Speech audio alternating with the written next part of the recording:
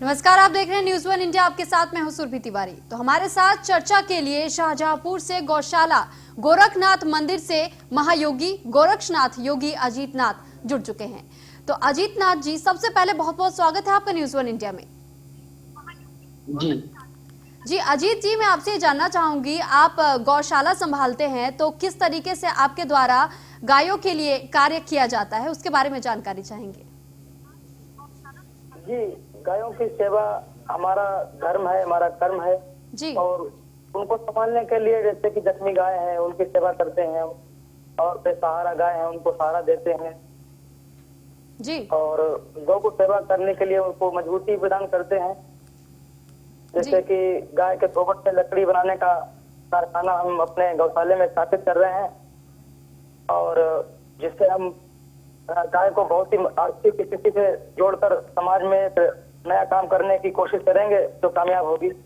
जी अजीत जी, वैसे अक्सर ऐसा देखा जाता है कि लोग गाय तो पहले पहले पाल लेते हैं, लेकिन जब गाय दूध देना बंद कर देती है तो उसे यूं ही सड़कों पर छोड़ दिया जाता है।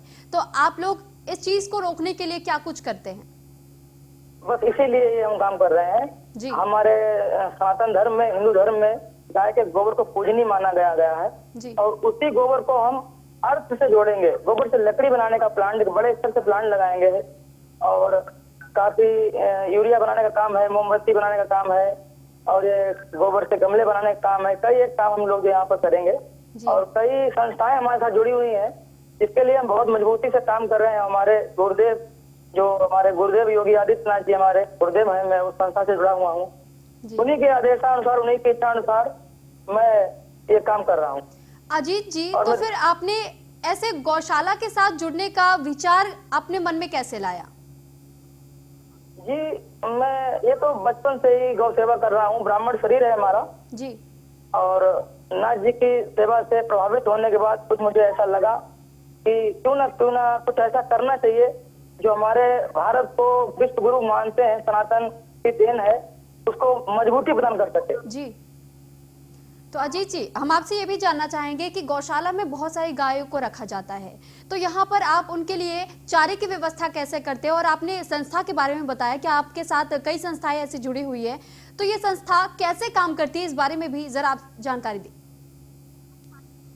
ये चारे के लिए देखिए, सबसे पहले तो हमारे पास गाय है। गाय की सेवा करने के लिए चारा हमारा जो ये प्यार है, भूस है, मक्का है, बाजरा है, तरह तरह की जो फसल होती है जो वेस्टेज आता है, जिसको हम समय पर सदुपयोग करके उसको खिलाने का काम करते हैं। उसमें दाना वगैरह उपयोग करते हैं, जिसको गाय अच्छे से खाती है, जिसको हमारे संसार ने ग्राम वासियों ने वेस्टेज समझ के फेंक देते हैं, उसको हम यूज करते हैं गाय के लिए और समय पर उसको खिलाते हैं और बहुत सुंदर से उसका प्रयोग होता है।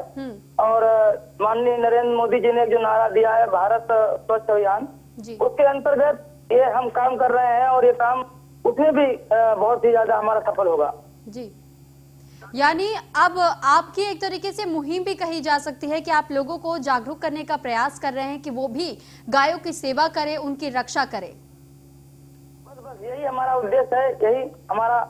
हमने जो है हर ग्रामीण एरिया में एक अपने 3 स्पाइडरमैन छोड़े हैं जो एक गौशाला का स्थापना का कार्य देखेंगे और जो हमारे ग्रामीण वासी जो हमारे खेतों में, खलिहानों में जो फसल को फूंक देते हैं, उस वेस्टेज को हम धन देकर खरीदने का काम करेंगे, जो हमारे गाय के काम आएगी और हमारे गाय के गोबर से लकड़ी बनाने का कारखाना और ये जो तरह तरह के प्रोडक्ट है उसमें मदद मिलेगी। जी बिल्कुल। और अजीत जी, मैं आपसे अब ये भी जानना चाहूंगी कि अक्सर युवा जो है, युवाओं को प्रेरित करने के लिए आपकी तरफ से क्या कदम उठाए जा रहे हैं ताकि वो भी गायों की सेवा में अपना योगदान दे सके? बिल्कुल, जब गाय को मजबूती मिलेगी, गाय अर्थ से जुड़ेगी और भौतिक संसार में जब धन का श्रेय बनेगी तो सभी लोग पकड़ेंगे और युवाओं को रोजगार भी मिलेगा जी। और जो आपके गौशाला में जब गायों का जो गोबर होता है और उनके खाद जो उन्हें दिए जाते हैं खाने पीने के लिए, तो उस गोबर का इस्तेमाल आप किन किन चीजों में करते हैं? क्योंकि अक्सर ये कहा जाता है कि जो गौमूत्र होता है या जो गोबर होता है उनका इस्तेमाल दवाइयों बनाने में भी इस्तेमाल किया जाता है और साथ ही साथ जो गोबर होता है उसके उपले तैयार किए जाते हैं।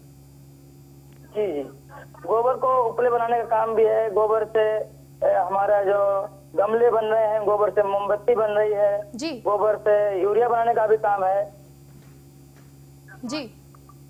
तो अजीत जी, आखिरी सवाल मैं आपसे यही करना चाहूंगी कि और किस तरीके से आप देश को और देशवासियों को ये संदेश जारी करना चाहेंगे कि वो भी इस सेवा के साथ जुड़े और गायों को इसी तरीके से अपनी सद्भावना उन्हें उनके समक्ष रखे और उनकी सेवा इसी तरीके से करते रहें। देखिए, देशवासियों को मजबूती प्रदान करने के लिए हमारे नाथ जी स्वयं आज बैठे हैं उत्तर प्रदेश में जी, और मैं तो उनका एक शिष्य हूँ और मैं उनसे निवेदन करूंगा, विनती करूंगा कि हम जैसे लोगों को बस सहयोग करें और कर भी रहे हैं जी, और मेरा उनसे ये उन्होंने विनय निवेदन है कि वो हमारी गौशाला पे आकर हमें आशीर्वाद प्रदान करें, मजबूती प्रदान करें ठीक है, और इससे कि समाज में एक नया स्तंभ गौ के लिए आधारित हो सके, क्योंकि है। सनातन ही एक ऐसा है जो हमारे हिंदू समाज को जगा सकता है और गौ वास्तविकता हमारी धरती की आधार स्तंभ है। ठीक है, बहुत बहुत शुक्रिया महायोगी गोरक्षनाथ योगी जी, जो अजीत नाथ हमारे साथ जुड़े हुए थे न्यूज़ 1 इंडिया से, उन्होंने खास बातचीत की है, उसके लिए बहुत बहुत धन्यवाद।